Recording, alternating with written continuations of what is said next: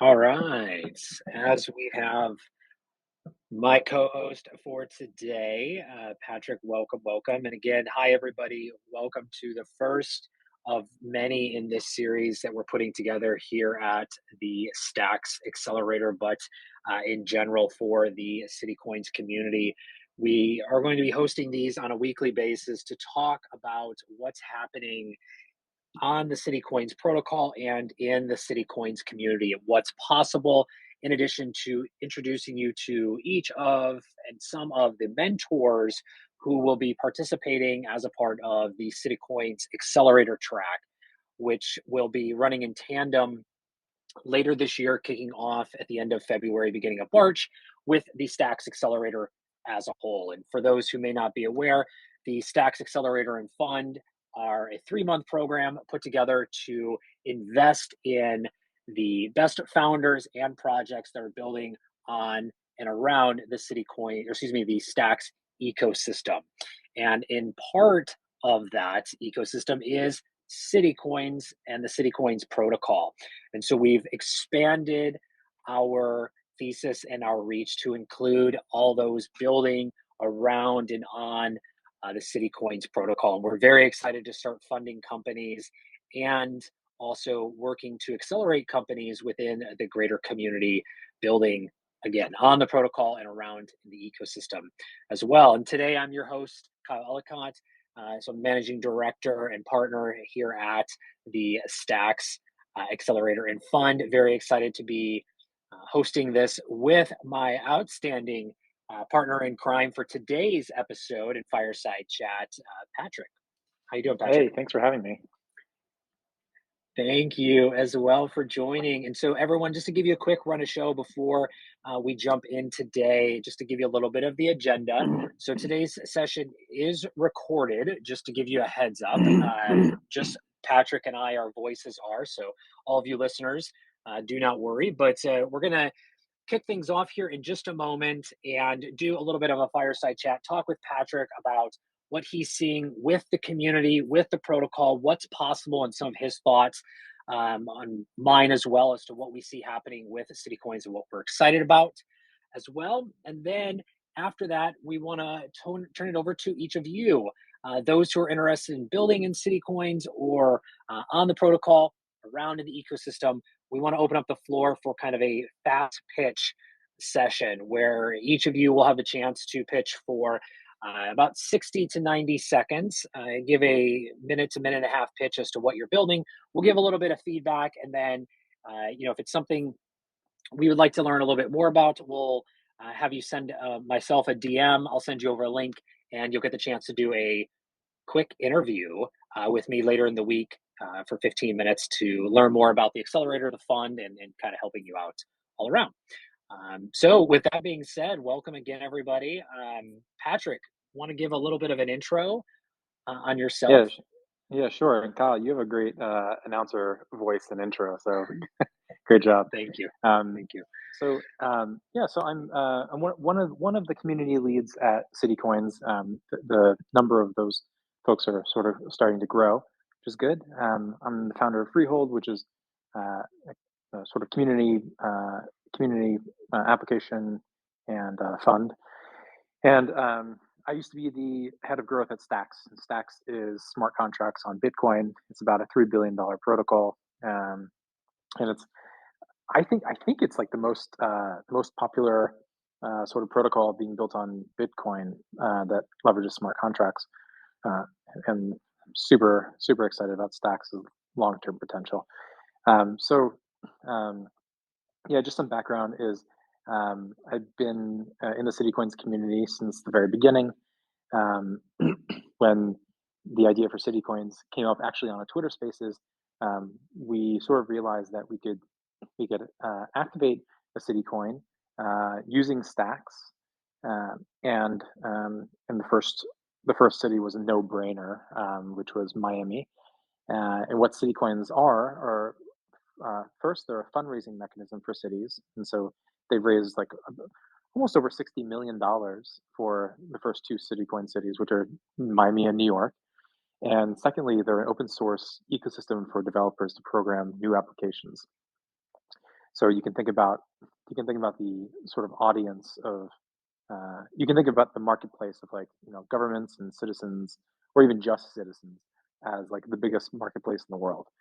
And because city coins ongoingly fund governments, um, you have this attachment to the city in a way. Like if you hold New York City coin, you're not helping.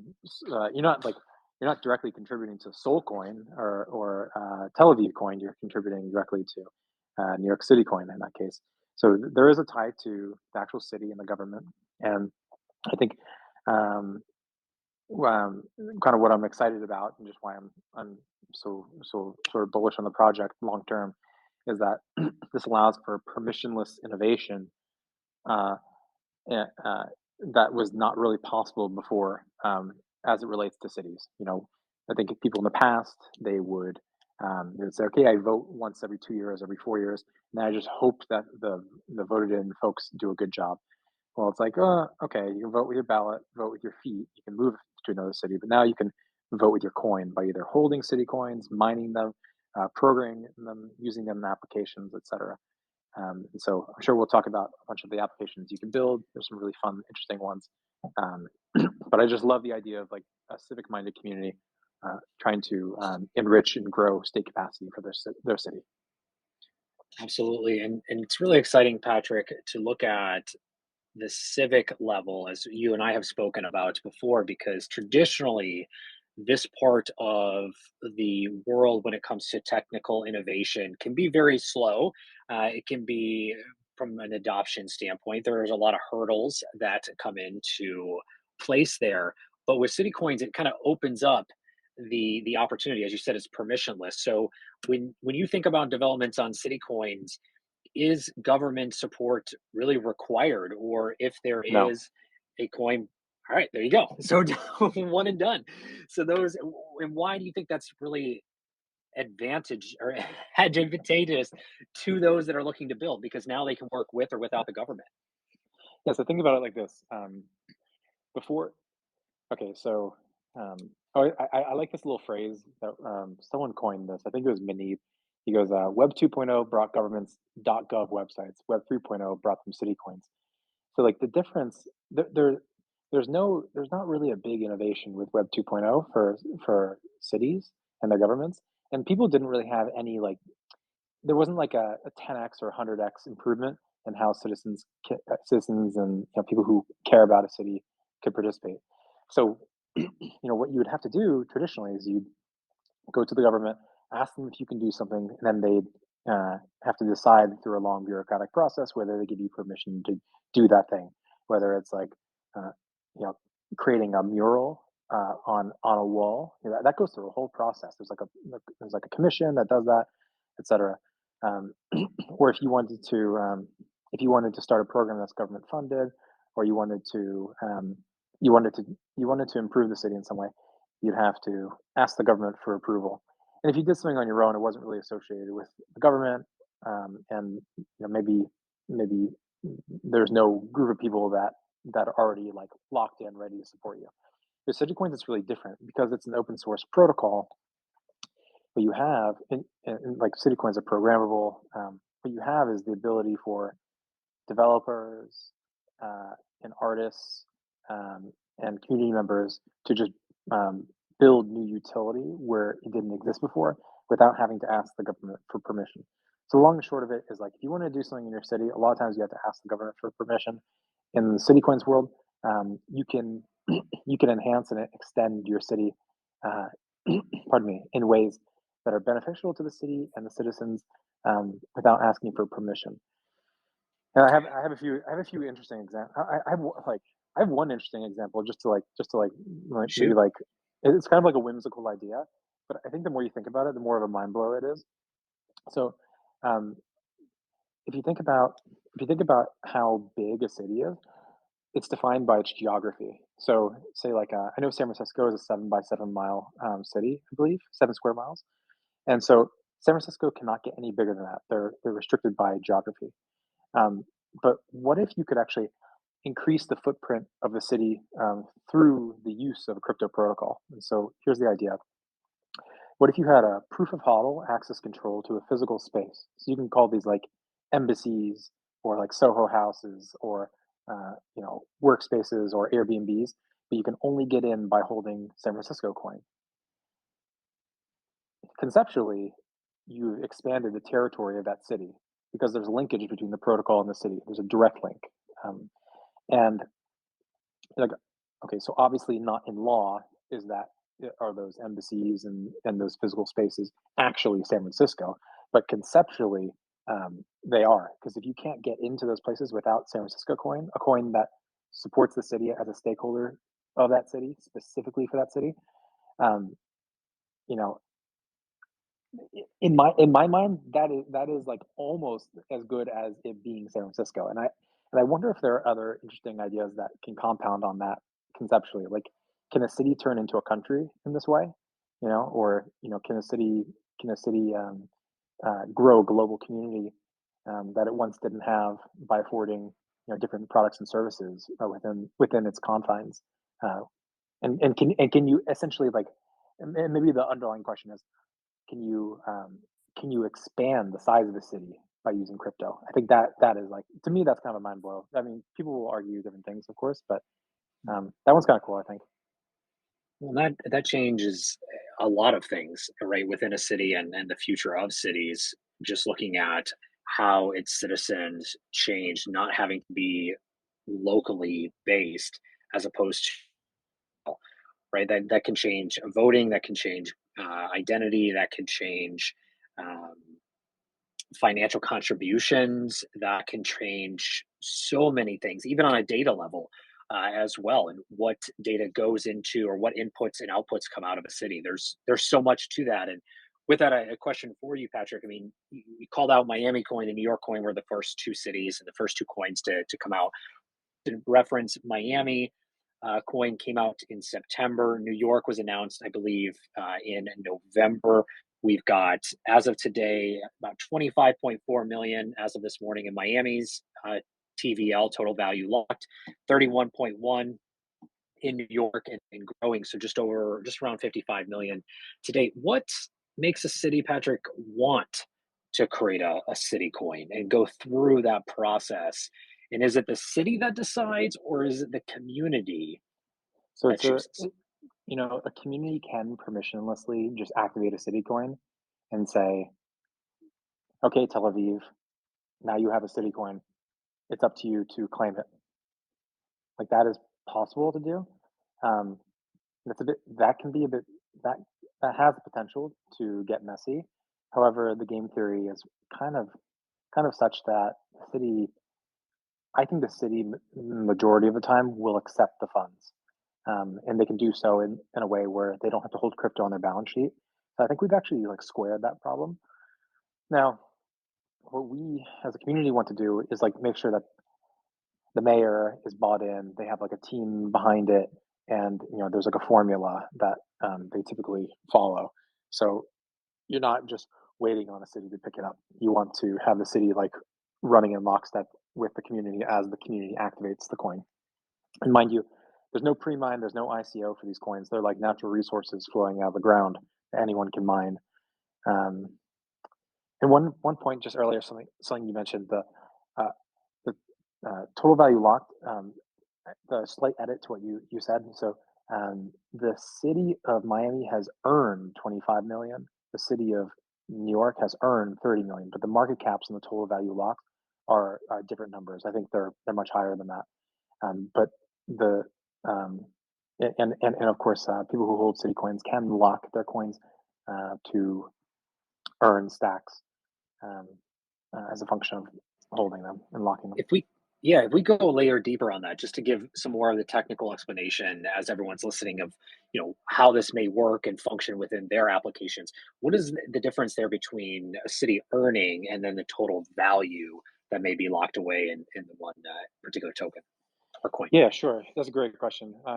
If you go to citycoins.co and just scroll down, there's a diagram that shows how cities earn. And how they earn is essentially miners transfer funds directly to them. In order to mine new city coins, miners transfer stacks directly to the city. And so um, and so the city is just constantly earning in that way. Now, when folks do get city coins by either mining them or buying them on an exchange, what they can do is they can lock them, and they also become a group of people for whom miners transfer stacks directly to. So the split is miners are transferring stacks automatically through the protocol, and those stacks get split 30-20 to the city. Sorry, 30-70 from the city, 30 for the city, 70 for the people who hold city coins and lock them temporarily. So the 30%, it's almost like a 30% tax rate um, for miners to pay into a city, just as you pay like roughly 30% taxes in the real world. So it's like an opt-in tax out of opportunity, as opposed to a compulsory tax out of obligation. Got it. Got it. So, from a technical standpoint, as you explained through that, I'm thinking, are there any gaps or needs that you and the greater community have seen, either as an individual or again as the community, that city coins could use or that could be built for the protocol and those applications that are starting to come online around the protocol? Yeah, I think so. We have some listeners on here who are like making some headway, like Andre, on something that I think would be huge, which is like just getting DAOs built. So it's like, um, you know, communities can create their own. Pardon me. Communities can create their own little mini governments within a specific city coin. So, say, for example, Andre wants to spin up a DAO for New York. Um, he's free to do that. People can fund that DAO, and that DAO can do specific things. Like it could say, okay, this DAO is all about making sure there's a hackathon every single month for a New York City coin. We're building out utility, um, um, and or this DAO is just all about creating media and content, and like you could do something like that. Separately, use cases I think that would be very interesting that these respective cities um, should enjoy or like is focusing on maybe like point of sale. So like right now, if you go to, pardon me, if you go to like a bodega in Miami and you want to pay in Miami coin, it's really hard, if not impossible, to do that. You have to like set the person up at the cash register with a wallet if you're a consumer, and then pay them, and then make sure that you know they're able to understand what this whole thing is in the first place, and like do the accounting and everything. But if you got the entire city accepting each city accepting their own city coin, what's really great about that is the city is functionally enriching itself, um, because as there's demand for city coins and actual and like usage of it, and like even as a currency, which by the way, it doesn't have to be a currency, it can be. Um, but if there's use like demand for it, what happens is the city actually earns more as a function of the demand for their own city coin. So the Miami Treasury that earns stacks from Citicoin from the Citicoin protocol, let's say, grows faster as there's more demand for Miami coin. And interesting things happen too. Like the community can help itself. Here's an example there. Just giving a reason for why like adopting city coins at point of sale could be interesting. You get more demand, that's more money to Miami, of course. But Miami is also doing this additional thing that's very interesting, where they're giving a Bitcoin dividend that comes from the stacking yield from the stacks that they hold. They have like they have like millions of dollars worth of stacks, millions of stacks that yields Bitcoin. What they've done is they've started stacking uh, like 65% of their Bitcoin, their stacks rather. And so I think they've earned about $150,000 in the past several weeks in Bitcoin, and that's going to be sent to their voting citizens every single quarter. So just like an oil-rich country has a pays their citizens just for being citizens, Miami is about to do that. Like they've committed to it; they're going to do it. And so, how does that dividend get bigger and bigger? Well, the dividend gets bigger as their Stacks wallet grows in Stacks, because Stacks yields about 10% APY APY in Bitcoin. Okay, well, how does that Stacks wallet get bigger? Well, if there's more demand for Miami Coin, miners have to mine Miami Coin at a higher price, and therefore they have to contribute more funds to the city of Miami. So it's like the city and its citizens working in tandem to benefit each other. But you need, but something like city coins being accepted at point of sale would be one very interesting thing to tie that together to into like a closed loop where it's like the citizens can rise up and be like, yeah, we're doing this thing. Um, so what is that, like DAOs, point of sale? Um, the proof of HODL idea is like a whimsical one. I don't know if the world needs that idea. I think it's just like an interesting one. Um, Voting apps, just like that can probably fold under DAOs. Um, there's interesting ones around like health. So like imagine if you're like, essentially it's just like health and dashboards.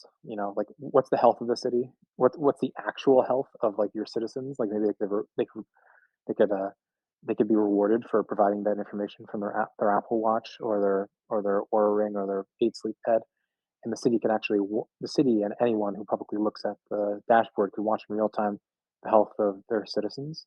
And presumably, you would anonymize this too, but essentially, um, there are certain things that cities don't want to track because once the cat's out of the bag, they'll be forced to track it. And so like one is like, yeah, how healthy in real time, like every 10 minutes you should be able to like, or instantly you should be able to know what the health of your entire city is.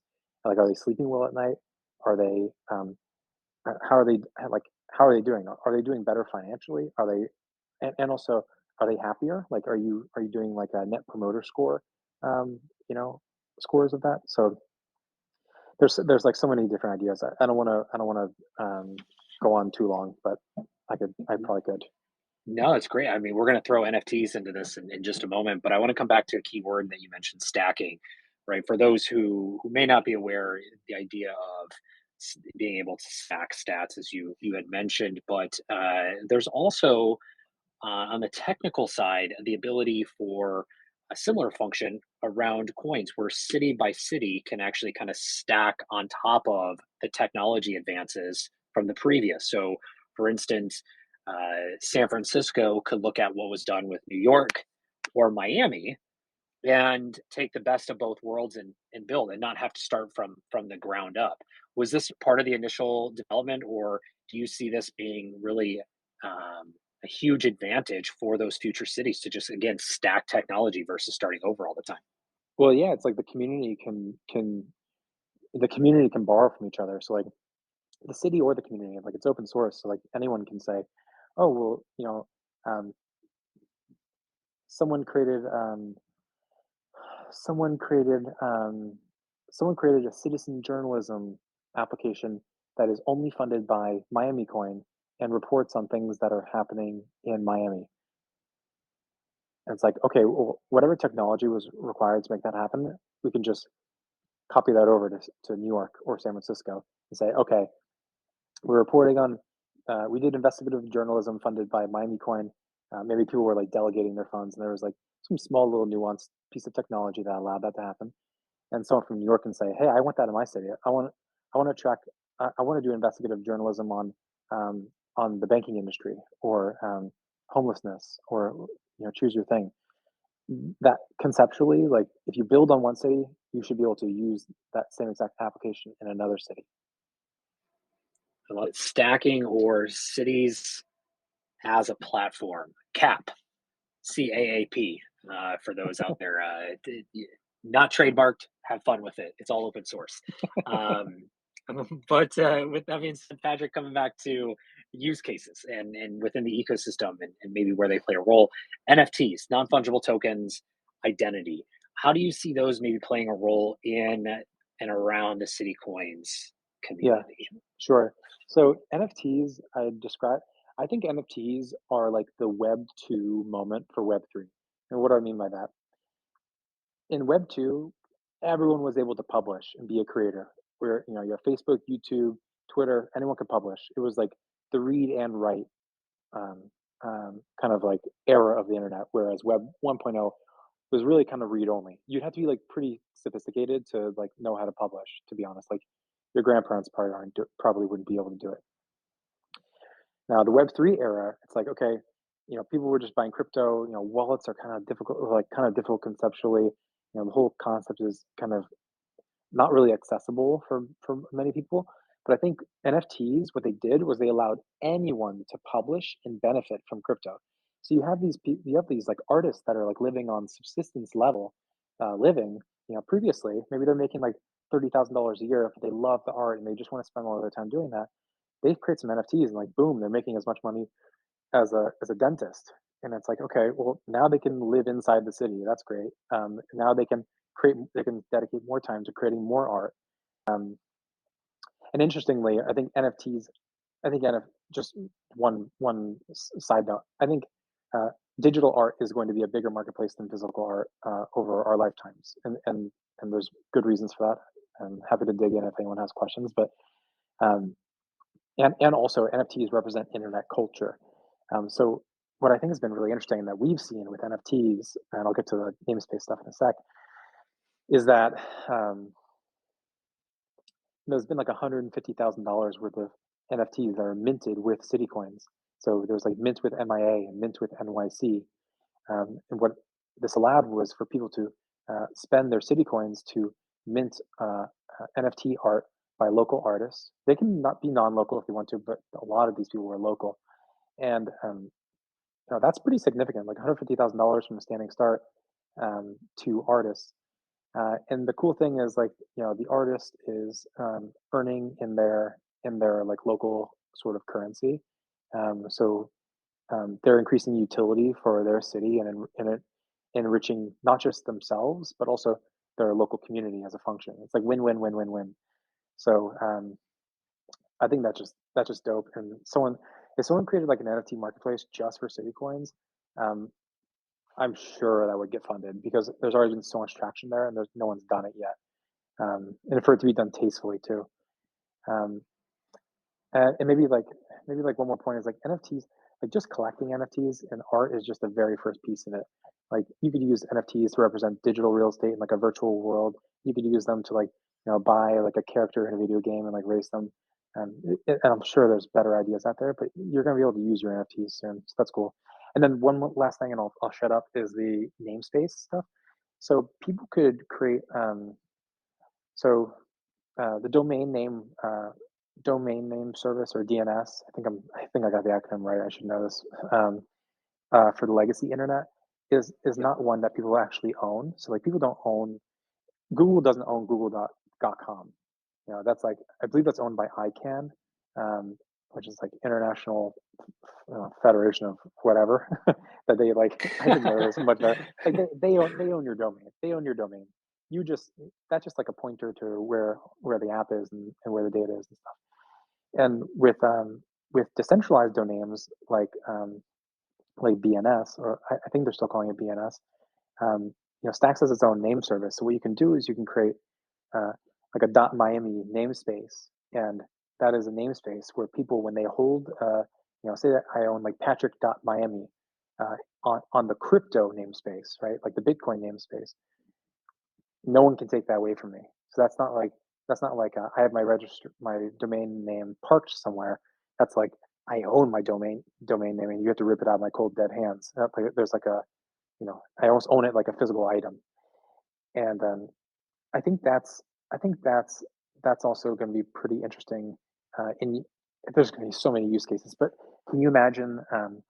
Imagine for like when Miami decides to give out their Bitcoin dividend to all their citizens.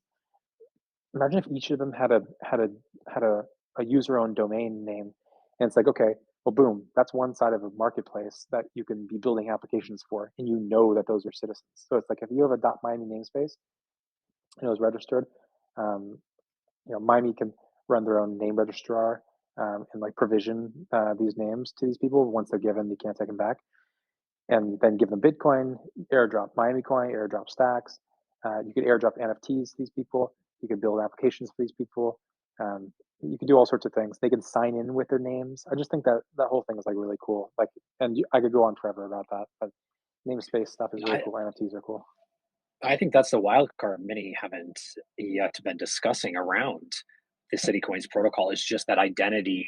piece, and it's just a piece of the bigger picture around identity in general. But you are calling this out correctly around namespaces, because we are seeing this in other ecosystems starting to take shape, and now we're seeing it on the .btc domains. And as that comes up with, as you said, cities, this changes the game, that you could have not just a .btc, but you could have a .city, you could have a .state.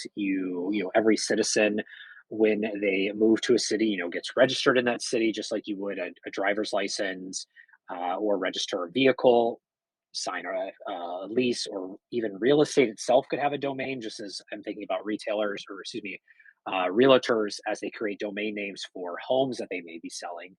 Something like that could happen for your individual address, right? 123 Street has a namespace, has a BNS, and with that, that's how it pays its utilities. That's how it pays taxes. That's how it's also rewarded dividends. And whenever someone lives in that particular space, they actually receive those rewards, Mhm. in addition to maybe side rewards that the individuals themselves, as citizens, are receiving as well. So, Yeah, absolutely. all right. Well, so guys, everyone, I hope we're giving you some exciting ideas, but also we've got one or two more questions to hold back Patrick and I nerding out about our excitement around what can be built here. But Patrick, I want to ask, with one more thing on the namespaces, wallets. So right now we have the Hero wallet. We have a few others that are popping up in the ecosystem around Stacks.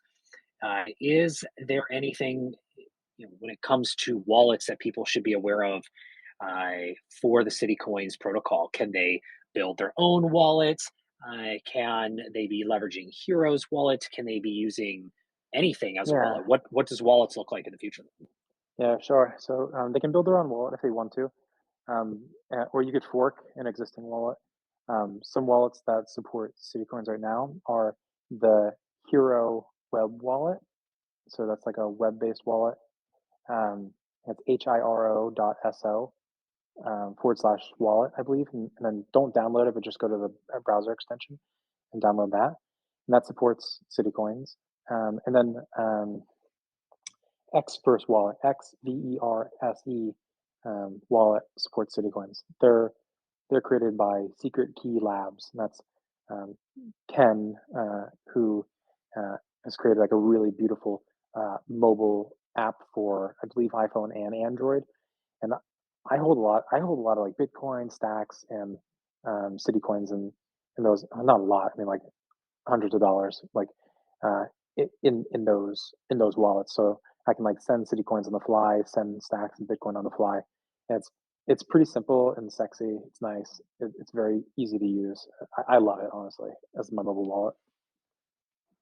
All right, all right. And last question for you, Patrick, and we'll take one or two from the audience, and then I'd love to hear a few pitches to Patrick and I for your potential ideas. If you're looking to get funded, you have something built, and would love a little bit of feedback. We'd like to hear those. But last question, Patrick, we are introducing this track around the accelerator for CityCoins. We've got some outstanding mentors. We've got Balaji from A16. We got Ryan Hoover from Product Hunt. We've got Amanda Cassatt, former CMO of Consensus, Steven, founder of Skype, yourself as well, along with Manib and Ryan from Stacks, and Jake from CityCoins, many others, or excuse me, Coin Fund, and many others. What has you so excited about those involved, those supporting, and this accelerator track that's coming out for the community? I mean, on a, I think we just have like badass mentors. They're world class. When you like all right, so just quick quick like a quick note on a few of them. Sten Tamkivi, the founder of Skype, he lives in Estonia.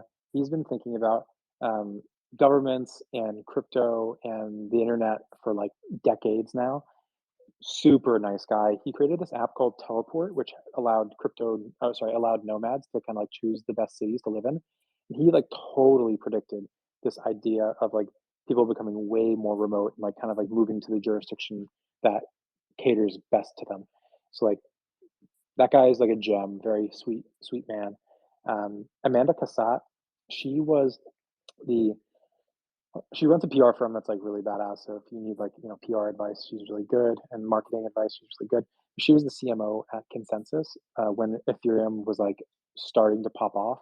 So like she's responsible for a lot of the growth of Ethereum in its early days. She knows growth. She knows marketing. Um, pardon me. Um, Balaji Srinivasan. I mean, that dude is like writing the book on the network state. Um, he has probably done more thinking about this than anyone on earth, and he's not only got the technical chops.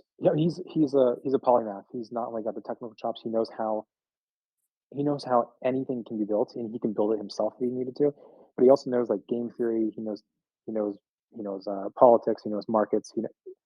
The guy knows the most about the most of anyone I've ever met in my life, and he loves city coins, and he's a city coiner. So like, it's really hard to get better than that, honestly. Like, it's just like everyone's got their own talent. We even got someone who's like one of the world's best memers, like Trung Fan. Like that guy, he's got like 400,000 followers. He does very like he loves joking on the internet, but he does very tasteful memes and tasteful jokes. And I think just from like a brand voice standpoint, you have like you have just like a very highly sophisticated, um, you know, um, guy there when it comes to voice and messaging.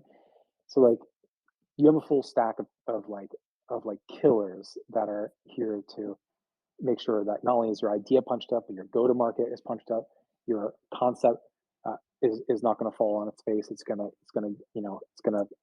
get some arrow in its wings, and they all want to see this succeed. They're like all super bullish on city coins, and the reality is, I'll say one more thing.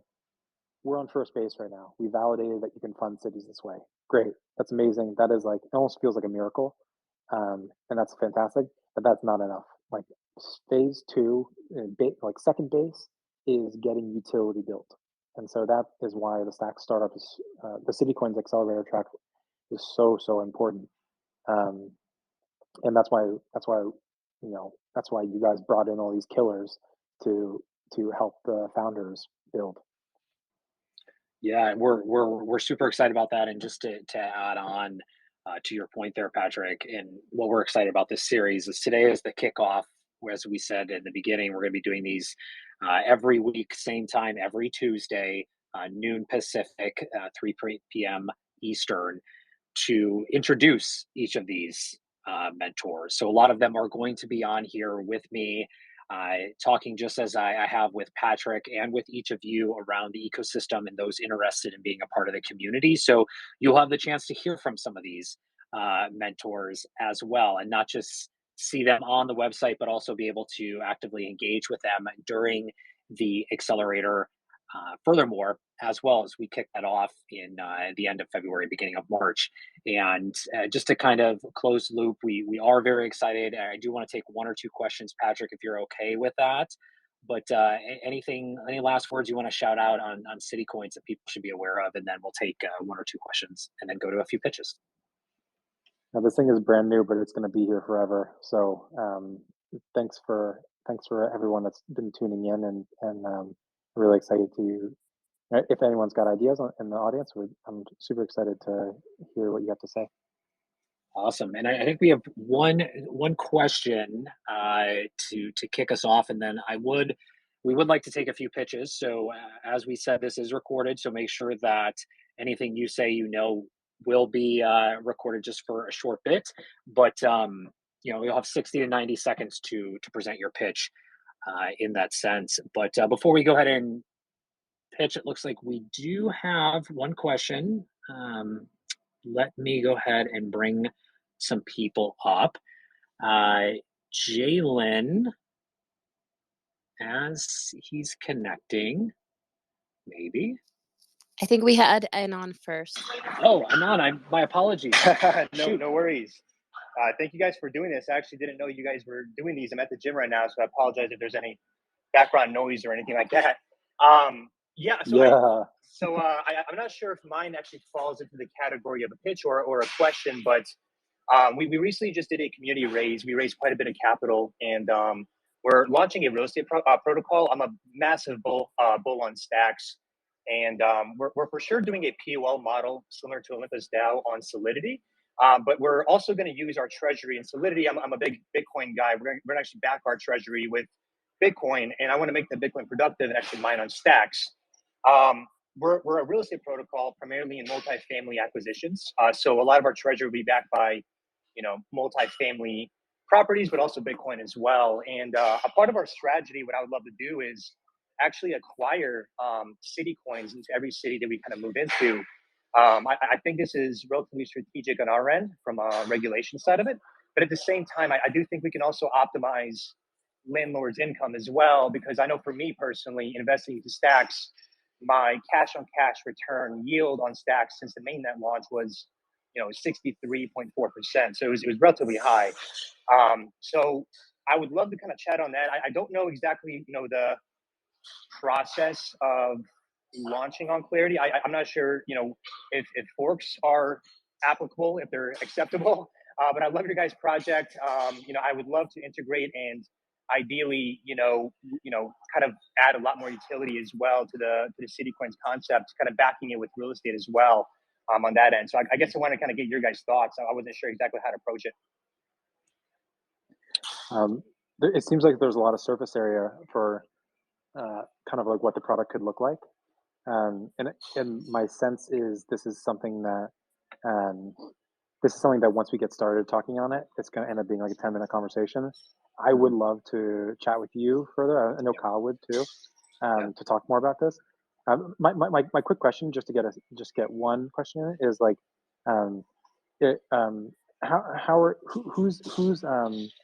who's sort of you have like a two-sided marketplace, right? So you have you have people buying. Are you having people like buy debt, or people buying like REITs, or like who are all your customers? Yeah, so primarily we are going to be the ones actually doing our own acquisitions. So we're actually going to be buying our own properties, and immediately with that cash flow, we of course can't put it back into our own token. We have to actually figure out holdings, and some of that could get back into market buying our own token. But we need to actually distribute a different sum of tokens. So we were kind of thinking market buying our own, and of course also market buying CityCoins tokens as well as kind of part of that too, as a homage to the project. So. When we buy our own acquisitions, it's primarily just going to be like a small little basket to each individual tenant, and this will be our way of actually supporting that asset, but at the same time distributing its benefits to kind of like a larger set of people. So sure. Primarily it'd be for us, but we could also optimize landlords as kind of like a different product, optimize their incomes as well, that end too. Sure. So I have a potential interesting idea here. So you know how stacking works with Stacks, like what you do, you've already played around with it. What if you could essentially have, you buy these properties, let's say you're buying these properties and you have some debt that needs to be paid off over time with these properties. You could have them essentially paid back with the yield from Stacks or the yield from that respective city coin. So what could be interesting there is, like, imagine if you bought a bunch of multifamily homes in Miami, and you said, okay, for every group of multifamily homes we buy, we're also going to buy 10% of its value in Miami coin, and the product is essentially you're not only you're buying the physical underlying asset, and you're buying the virtual asset that represents that city, and not only that, but the Miami coin that generates yield can also pay down the REIT faster, or the multifamily home tranche of debt you have faster than it otherwise would. So it's almost like putting your real estate payment schedule on steroids, or reducing it. Absolutely. Yeah, those were actually my thoughts exactly. You actually read my mind. So yeah, no, that's exactly what our strategy would be. We would probably just raise a good sum of capital, and then using all these tokens, we'd actually be backing our treasury on the Ethereum side of it. And it's kind of bridging the two worlds together in a sense that way too. Yeah. So that way, both ecosystems are gaining kind of network effects on that end. Yeah. But I think something tells me that this can be simplified even further, and I would love to jam on this with you. And the reason is currently like what I sort of proposed. I think is like an initial idea, but I think it could be tuned further. There's this idea. There's this concept that Paul Graham from Y Combinator, founder of Y Combinator, kind of he didn't coin it. He just borrowed it from stand up comedy, and it's called a hat on a hat. And a hat on a hat is this concept when you have two good jokes and you use them both in the same line, and they're both funny jokes, but when you use them together, they cancel each other out and make an unfunny joke.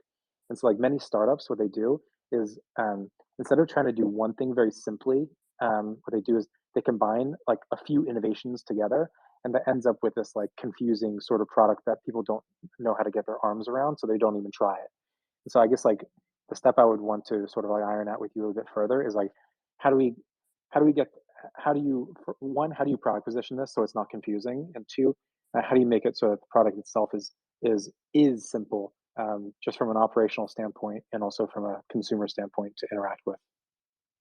Absolutely. Yeah, that's definitely one of our challenges as well, just because of the regulatory risk that we're kind of taking on. So we were kind of thinking on having like almost like a nonprofit quote unquote real estate token, and also another one that's kind of more treasury backed, on that end too. So yeah, no, those are definitely good kind of points there as well. And always happy to chat kind of further and kind of integrate as we kind of start building out. But we were planning on having something on Clarity hopefully sometime this year. So I kind of wanted to at least kind of just chat with you guys on that end. So.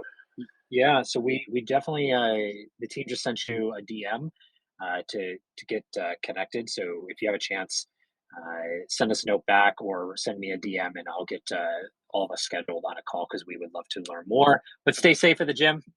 Don't overlift. With that, thank you very much, Alan. Jalen.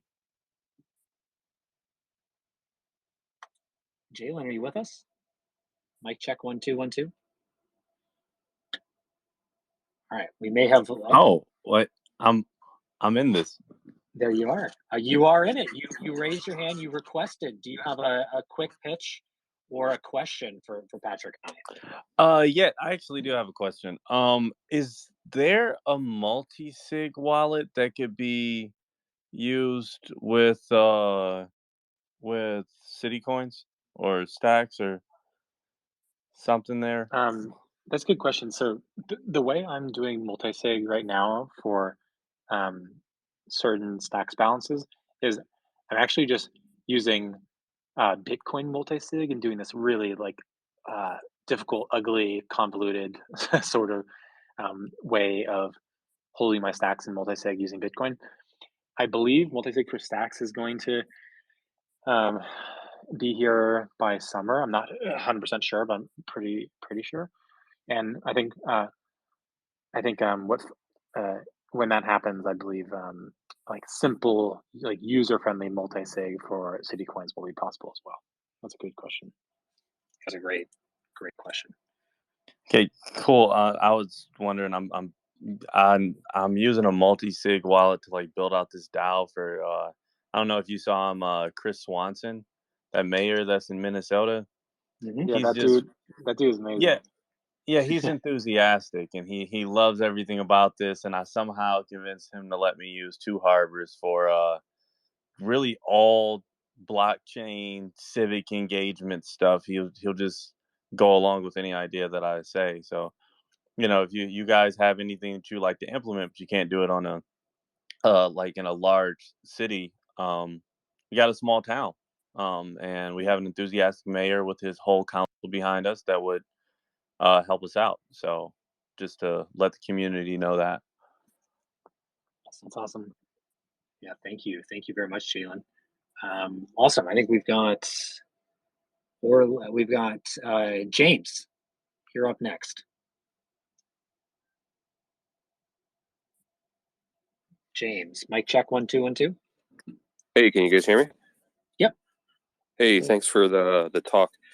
Patrick, you started off with some of your things of getting the community merchants and POS systems in place. And one of the ideas we've been kicking around is we did something similar to this in the Caribbean of making merchants basically tellers, but also creating a plugin for WooCommerce to where they could sell items, but also allow people to come into their stores and basically trade or cash out as an ATM network for merchants. So I was kind of curious of whether or not you think it's too early to do something like this with this technology, or if it's in good time. So let me get this straight. So you can do sort of e-commerce anywhere on the internet, regardless of your location, and then you can also do in-store payments. And then what I thought I heard was uh, sort of like a crypto ATM component. Is it all three of those things or just two? Correct. So we would create one. We would create basically a plugin for the online store with WooCommerce. We chose that because a lot of the merchants already know how to use that technology. It's pretty well known and popular, and so we don't have to change their user behavior or habits when it comes to actually using the back end or the front end, and they can basically use it as they do on a daily basis of either putting a physical product, a digital product, sell it, and fulfill it. The only thing our plugin would do is basically change the checkout layer to where they would use their CityCoin to be able to purchase it. And Yeah, by that's what doing I asked.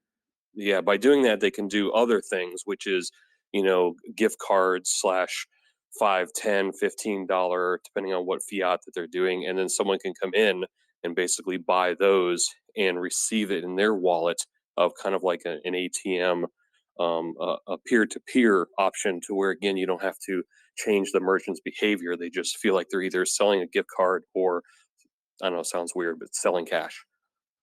Yeah, I think that's an awesome idea. And there's two thoughts that come to mind. One is, um, what if you could also convince merchants to give a small discount to folks who have been like hodling a lot of their local currency. There's got to be some feedback loop that benefits the merchants there, but that could be easy to figure out. And the second thing is distribution is everything with this. So like um, in the meat space, like in the actual cities, um, you essentially need a bunch of soldiers, like going from store to store, educating and getting people integrating this. So like the go to market and growth strategy here is like insanely important. And so I'd wonder, and that would be the thing where it's like, okay, how do we hook how do we hook people within how do we hook people within a minute of explaining this thing to them, and how do we get them learning about it and integrating this and wanting to integrate this, and do you need a sales team, do you not need a sales team, yeah, like that kind of stuff. But someone is going to there's going to be a power law with this where, like, 50% of payments with city coins are going to be done by like one processor or one entity that facilitates that, takes a small fee. And I think getting an early start on that, it would be smart. And I think that idea is really cool. Agreed. James, send me a DM, or send the team will reach out to you. We'll schedule some time to talk a little bit further about that. Next up, Orlando. We got one or two more, and then we're going to have to wrap for today's session. But we've got some exciting news afterwards. Orlando. Yeah, I was just going to respond to Jalen about his multi-sig question. So I actually, me along with someone else in the community, Ryan Waits, co-launched this project called Stacker DAOs, which is going to provide a no-code platform so that people can easily build and manage their own DAO. And as part of that, kind of because of what you alluded to, Jalen, because there's not really like a multi-sig, like on Stacks, we're actually building one out, and I don't want to make like any promises, but we might be able to get that out on testnet in like a month or so. And then probably then like a few months of testing, and then hopefully that'll be on mainnet for that reason, because since there isn't any sort of alternative multi-sig, we kind of just ended up having to just kind of like build it out ourselves. So you could also potentially like look forward to that as well in the next couple of months. Thank you, Orlando. There you go, Jalen. Connect with orlando.btc to learn a little bit more about that. And I think we have our last person to come up, Annabelle. Hi, thank you. I'm representing the Curator Collective. We're experimenting with fractionalizing physical items in creative ways using Bitcoin NFTs on Stacks. We have started doing this with art. And I'll give an example. So we buy art from local artists in a city that has a CityCoin. And we obviously have started with Miami there. Then we create NFT collections of, let's say, about 100 unique items, and by working with digital artists. And these are on themselves pieces of art. And that was minted with Miami coin.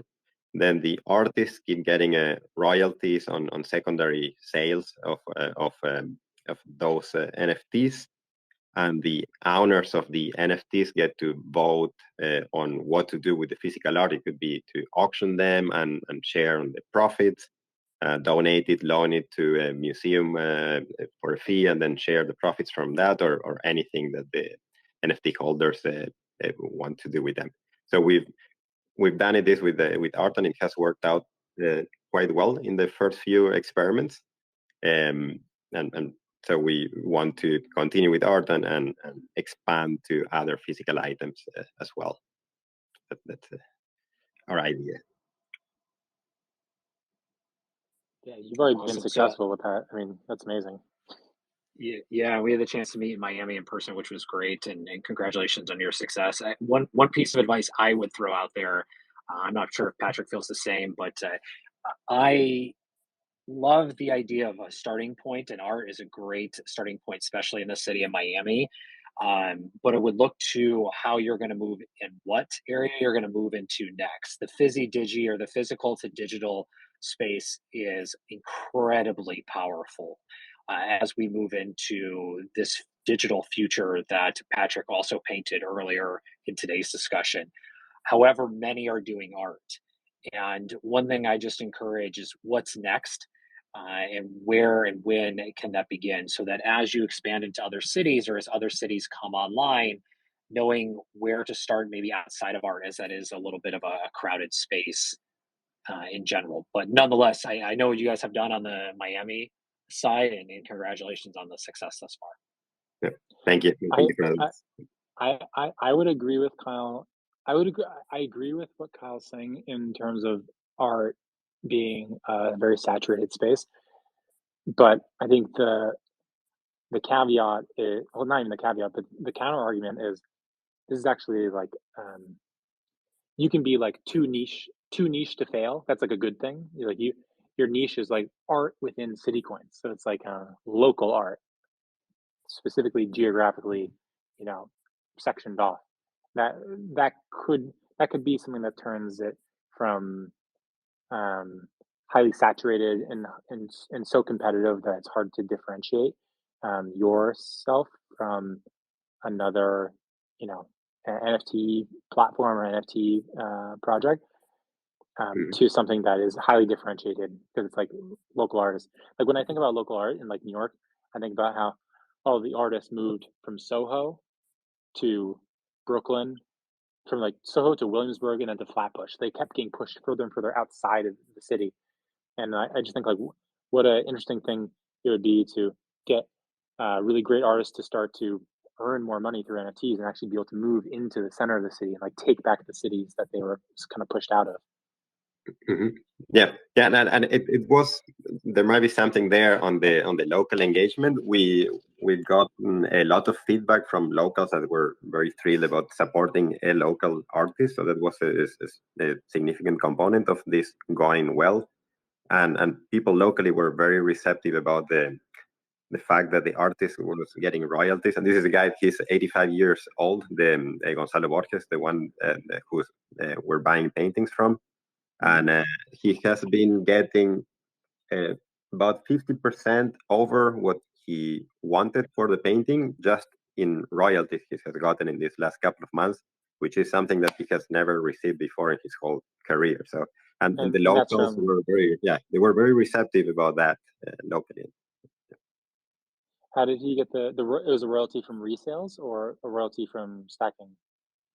From the secondary sale, so it was baked into the contract that the percentage goes back to the our wallet, and then I convert into dollars and send to the artist his royalties. Nice. It's amazing. Yeah, it would be good to automate all of this, but now we're experimenting and doing it manually. Great. Well, Annabelle, reach out. The team will send you a DM, but also if you don't hear from us in the next few hours, definitely send a DM as well. And we'd love to talk a little bit more, Patrick and I and the team, on what you're building and how we can help. And to everybody, same goes for you as well. Since we are at time, I do want to be respectful of everyone's schedules today. So we are at time. If you do have a pitch, you are interested in either the accelerator track or also receiving funding around your idea, please do reach out to myself via Twitter DMs. They're open, and to the Stax team, Stax Startups on here on Twitter, along with Patrick as well. Patrick, before I give our last closing words, anything you want to close with or shout out? And thank you very much for your time today as well. No, we're just, I think the thing that differentiates us is that as a community is that we're not trying to build crypto anarchy. We're not trying to build a crypto casino. We are trying to build crypto civilization. So like the community that builds on CityCoins is a civic-minded community. They're pro-progress. They're positive sum. They're, as I mentioned, civic-minded. They're very helpful people. And yeah, I'm excited to work with you all. So super excited.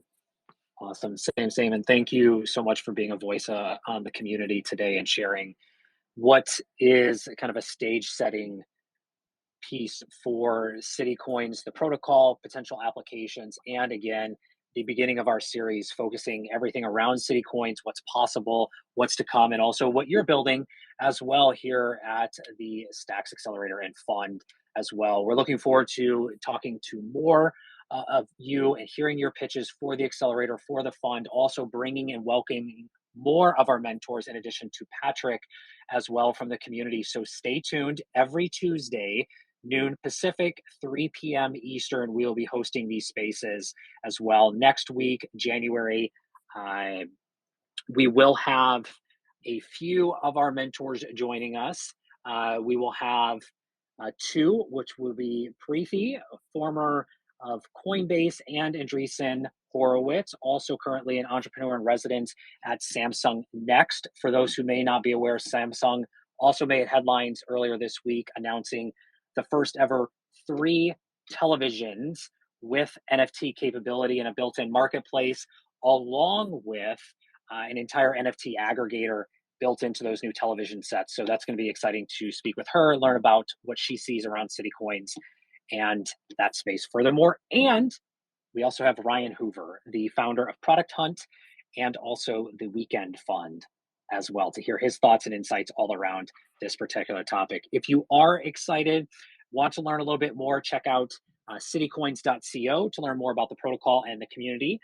Stacks.co to learn more about Stacks as a protocol, and then stacks.ac to learn more on the accelerator and fund. And also feel free to reach out to myself via Twitter DMs as they are opened, and the Stacks AC team on Twitter as well. And we look forward to hearing from all of you. A shout out and thank you to all of the community for joining in today, and we'll see you next week. Until then, everyone, have a wonderful day. Thanks.